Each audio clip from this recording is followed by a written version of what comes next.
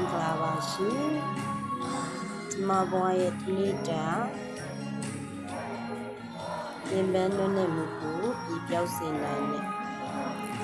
ပန်းပွင့်လေးတွေရဲ့ရှင်ပန်းမှုတွေကိုရိုက်ကူးထားခြင်းနဲ့ဖြစ်ပါမယ်ရှင်ဒီလေးတွေကပန်းလေးနဲ့တူတူနဲ့နေလို့ရှင်အရောင်နဲ့မှမရှိတော့ချူရောင်လေးတွေဖြစ်တဲ့အတွက်ဒီလိုမျိုးခံနေလို့ဖြစ်လို့ရှင်ဒီလိုလေးတွေကိုလှပအောင်စိတ်စေတနာနဲ့ရင်းနှီးကြိုးထောင်မယ်ဆိုရင်တော့အားလုံးလှပတဲ့ပန်းလေးတွေဖြစ်ပြီးကျမတို့အနာဂတ်တွေမှာထမ်းဆောင်နိုင်မယ်လူတွေဖြစ်မယ်လို့ကျမယုံကြည်ပါတယ်ရှင်